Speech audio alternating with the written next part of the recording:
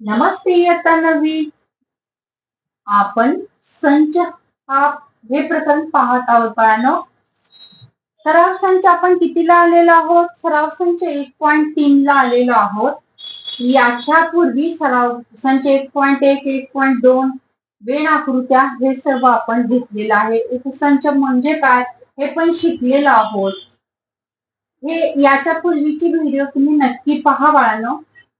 जर आवडत असतील तर लाईक करत चला, शेअर करा, सबस्क्राईब करा. तुमच्या मित्रमैत्रिणींना अगदी परगावी सुद्धा पाठवले तरी चालतील. शेअर करत चला आणि सबस्क्राईब करायला त्यांना सांगा, म्हणजे दहावीचे सुद्धा व्हिडिओ तुमच्या उपयोगासाठी पडतील. शिवाय मी लाईव्ह तास लवकरच चालू करत आहे.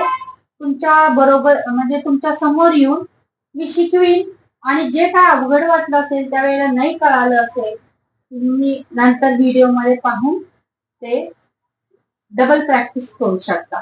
चला तर मग बाळांनो, सराव संच 1.3 आपण पहिला एक आकडा काय केलेला आहे? सोडवलेला आहे. मग दुसरा आकडा आपल्याला सोडवायचा राहिलेला आहे बाळांनो. बघा मग दुसरा आकडा काय सांगितलेला आहे? मी तुम्हाला काय सांगितलं? उपसंच म्हणजे काय? जो पहिला दिलेला असतो संच त्याचे सर्वच्या सर्व घटक त्या दुसऱ्या संचात असायलाच हवेत. जर पहिल्या संचाचे सर्व घटक दुसऱ्या संचात असतील तर तो त्या संचाचा उपसंच असू शकतो. त्यासाठी तुम्हाला कुटुंबाचं सुद्धा उदाहरण दिलेलं आहे. घरात 5 माणसं असली, 2 बाहेर शिकायला गेली म्हणजे ती कुटुंबाचाच भाग असतात ना, म्हणजे आपलाच ते उपसंच आहेत ना. त्यापैकी हे आहे बघा.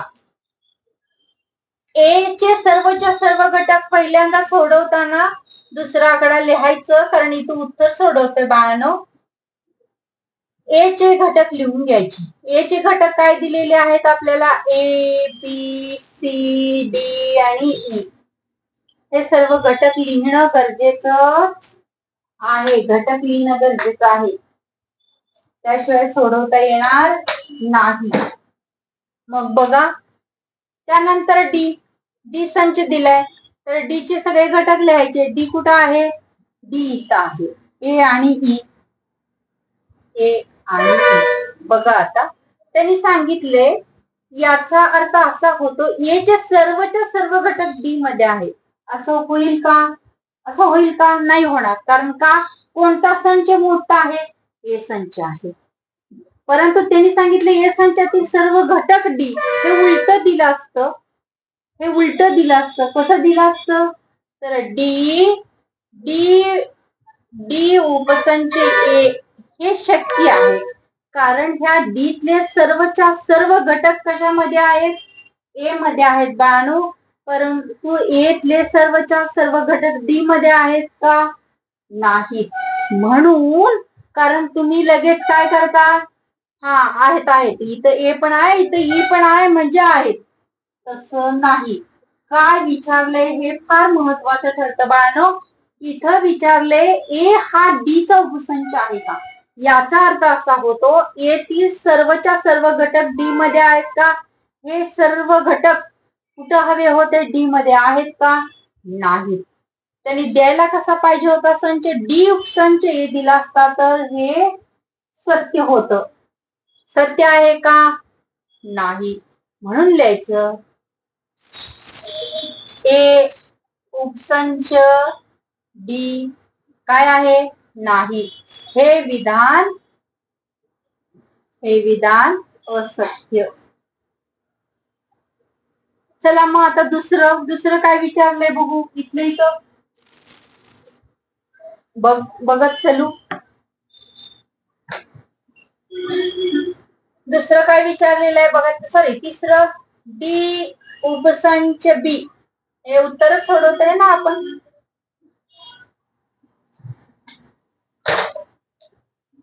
मग डी चे घटक लिहून घेऊया. डी चे घटक कोणते? याचा अर्थ काय असेल तुम्हाला? डी चे सर्व घटक बी मध्ये हवेत.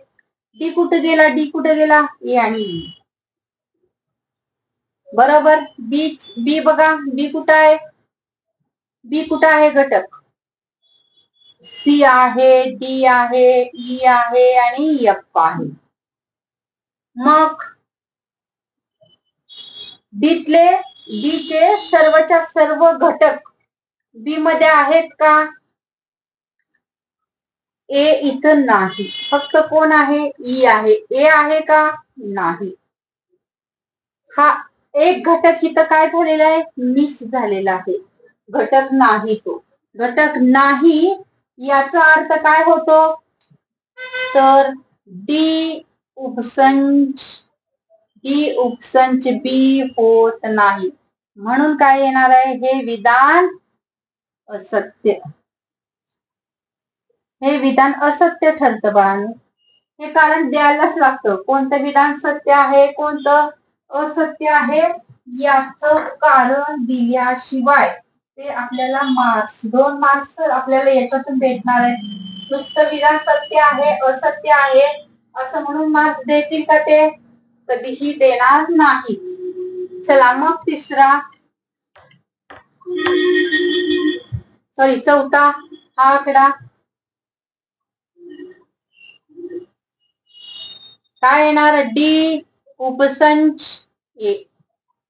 काय लिहिला पाहिजे? डी संच लिहिला पाहिजे. डी संच काय आहे? ए आणि ई. ए उपसंच काय आहे? ए आहे, बी आहे, सी आहे, डी आहे आणि ई आहे. त्यांनी सांगितले सी मधील सर्वच्या सर्व घटक ए मध्ये आहेत. का नाही? ए इथं आहे ना? ए इथं ई आहे, म्हणजे तिथले सर्वच्या सर्व घटक याच्यामध्ये आहेत. म्हणून काय येणार? डी उपसंच ए. हे विधान सत्य आहे. हे विधान काय आहे? सत्य. हे विधान सत्य आहे. कारण सर्वच्या सर्व फार तर लिहित चला तिथं. डी संचाचे सर्वच्या सर्व घटक ए मध्ये आहेत. तुम्हाला अवघड पडत असेल तर हे लिहा. डी या संचाचे कारण असं म्हणा, सत्य आहे. कारण डी या संचाचे सर्व घटक काय आहेत? ए या संचात आहेत. आणि जिथं नाहीत तिथं काय लिहिणार? आता इथं काय लिहिणार? ए या संचामध्ये डी चे सर्वच्या सर्व घटक नाहीत. इथं काय लिहिणार?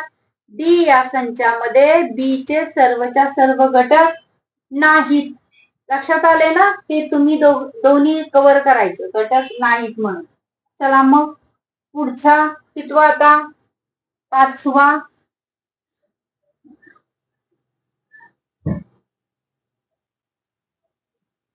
आकडा काय आहे? बी उपसंच ए आहे. बी उपसंच ए. आता बी चे काय लिहावं लागणार आहे? पाचवा आकडा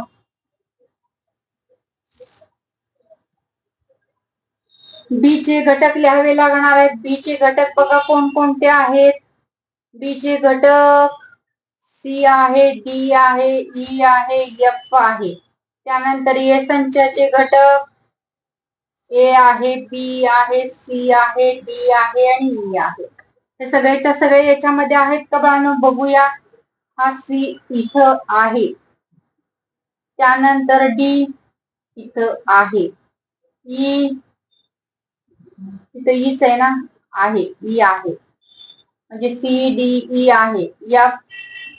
एफ नाही आहे का याच्यामध्ये? एफ फसलो असतो आपण, कारण सगळे घटक दिसले आपल्याला.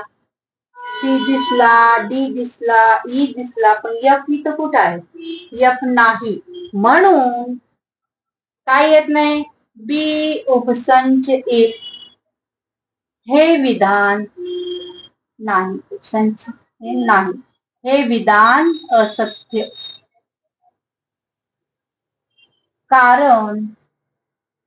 कारण बी संचाचे सर्व घटक ए संचामध्ये नाहीत.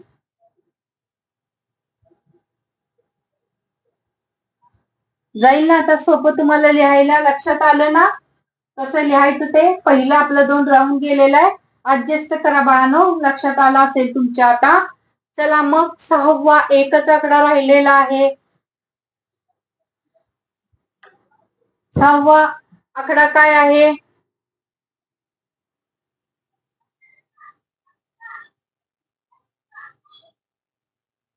सी उपसंच ए. सी संच लिहून घेऊया. सी संच काय आहे बघा, बी आणि टी. ए उपसंच काय आहे? ए आहे, बी आहे, सी आहे, डी आहे आणि ई आहे. मग हे बी इथं आहे, डी इथं आहे, म्हणजे हे दोन्ही इथं आहेत. याचा अर्थ सी संचातील सर्वच्या सर्व घटक ए मध्ये आहेत. म्हणून सी उपसंच ए हे सत्य, कारण सी या संचातील सर्व घटक ए या संचात आहेत. ए या संचात आहे. आहे ना सोपं? काय अवघड आहे का बाळांनो? अतिशय सोपं आहे ना. अगदी चुटकीच अशी 2 मार्क्स मिळवून देणारी गणित आहे ती बाळांनो. फक्त बघायचंय आणि सोडवायची. तिथं एक एक एक आणि एक बेदुनी 4 सुद्धा म्हणायची काही गरज लागत नाही. इतकं सोपं आहे, अतिशय सोपं आहे हे. बघा आता याच्या पुढचा प्रश्न आपल्याला काय दिलेला आहे ते बघूया. प्रश्न दुसरा दिलेला आहे, 1 ते 20 मधील नैसर्गिक संख्याचा विश्व संच घ्यायचा आहे आपल्याला. प्रश्न दुसरा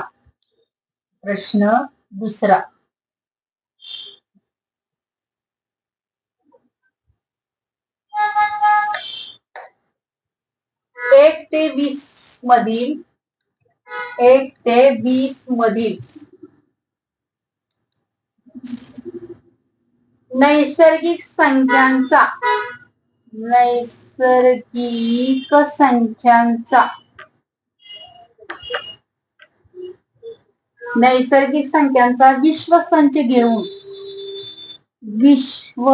संच घेऊन एक्स आणि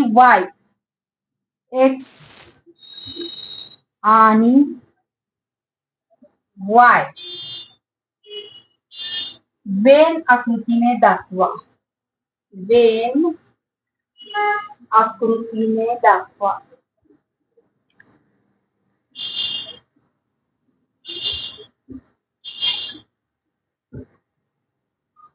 एक्स काय दिलेला आहे तर बघा, एक्स संच त्यांनी दिलेला आहे. एक्स उभादंड एक्स हे नैसर्गिक संख्यांचे घटक आहेत आणि ते असे आहेत की संख्या 7 पेक्षा मोठ्या आहेत आणि 15 पेक्षा कशा आहेत? 15 पेक्षा लहान, 7 पेक्षा मोठ्या आहेत. आणि याच्यामध्ये वाय संच दिलेला आहे. वाय संच असा दिलेला आहे बघा, वाय उभादंड वाय ह्या पण नैसर्गिक संख्या आहेत. वाय ही 1 ते 20 मधील 1 ते 20 मधील काय आहे? 1 ते 20 मधील मूळ संख्या आहे.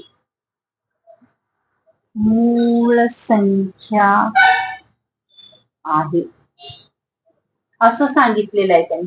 काय केलं पाहिजे आपण आता हे गणित सोडवत असताना?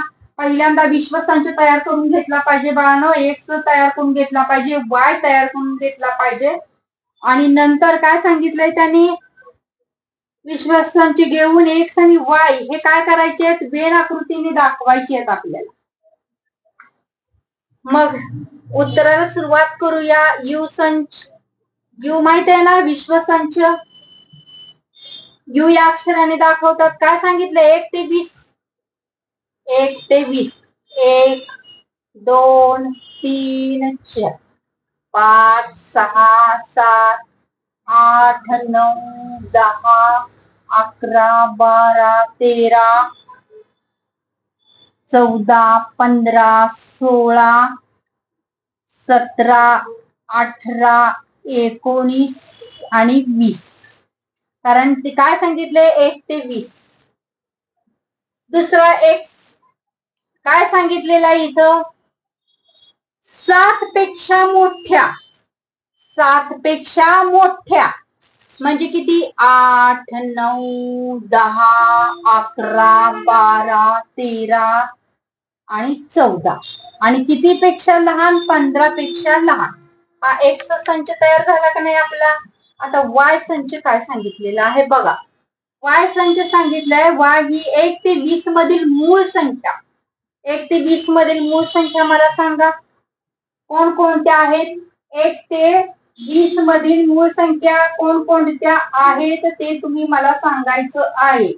2 आहे, 2 आहे, 3 आहे, 5 आहे, 7 आहे, त्यानंतर काय आहे 11 आहे, त्यानंतर 13 आहे. इथे पुढे असल्यानंतर शोधायला सोपं पडते ना. 17 आहे आणि 19 आहे. किती सोपं पडलं सांगा. मूळ संख्या म्हणजे कळतंय ना ज्या संख्येला 1 शिवाय दुसरा कोणताच अवयव नाही अशी संख्या. मग आता काय करायचंय वेण आकृतीने दाखवायचे. आता हे बघा तुम्हाला हे सर्वच्या सर्व एक्स मधल्या सर्वच्या सर्व घटक याच्यात आहेत का नाही बघा. हे 2 आहे, हे 3 आहे, हे 5 आहे, 7 आहे, 11 याच्यातीलच आहे, 13 याच्यातीलच आहे, त्यानंतर 17 यातला आहे, 19 आहे ना. हे सुद्धा याच्याच घटक आहे. तर वेण हा प्रश्न पुसूया आणि तुम्हाला वेण आकृती काढून दाखवते. कारण विश्वसंच हा कशाने दर्शवला जातो. विश्वसंच हा आयताने दर्शवला जातो. आयत काढायचा बाण.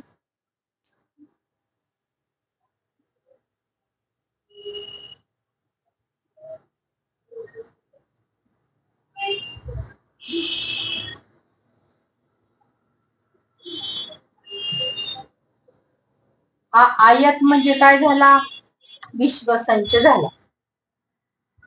आतमध्ये कोणताही गोल काढू शकतो किंवा चौकोन काढू शकतो, काहीही करू शकता. कोणत्या षटकोन काढू शकतो तुमच्या सोयीनुसार. तुम्ही कोणताही भौमितिक आकृतींचा उपयोग करू शकता.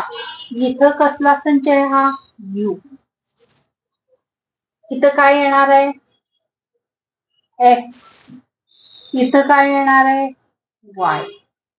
मग काय करायचं एक्स आणि वाय चे सगळे घटक मिळून कुणाचे आहेत यू संचचे आहेत. काय अवघड आहे. हा यू संच कसं दाखवायचा आहे 2 काढले ना एक्स चे नाहीतर वाय चे बाहेर लिहूया काय फरक पडत नाही. तर वाय चे लिहूया, इथं वाय चे लिहूया आणि इथं काय लिहूया एक्स चे लिहूया. वाय चे सांगा मला 2 काय काय आहेत 2, हे 3 आहे, त्यानंतर इथं 5 आहे, कुठंही लिहिले तर चालते हा बाळांनो. 7 आहे, इथं 11 आहे, इथं 13 आहे, इथं 17 आहे आणि इथं 19. हे सगळे कसले कुणाचे घटक झाले हे वाय संचाचे घटक झाले. आता एक्स चे कुठले कुठले आहेत इथं 8, इथं 9, त्यानंतर काय येणार आहे 10, त्यानंतर 11, 12, 13 आणि 14. काय अवघड आहे का सोपा आहे ना. फक्त एक विश्वसंच काढायचा आतमध्ये इथं चौकोन काढला तर चालेल. तुम्हाला वर्तुळाचा प्रॉब्लेम वाटत असेल तर चौकोन काढा पट्टीनी चालतोय. अशा प्रकारे दुसरा प्रश्न आपला झालेला आहे. क्वेश्चन नंबर 3 आपल्याला पाहायचा आहे बाळांनो. क्वेश्चन नंबर 3 काय दिलेला आहे बघा. अशाच प्रकारचा दिलेला यू संच दिलेला आहे, पी संच दिलेला आहे. आपण काय करू पुढच्या व्हिडिओ मध्ये हे पाहू. थँक्यू बाळांनो. जर तुम्हाला मी शिकवलेला आवडत असेल तर लाईक करा, शेअर करा, सबस्क्राईब करा. थँक्यू.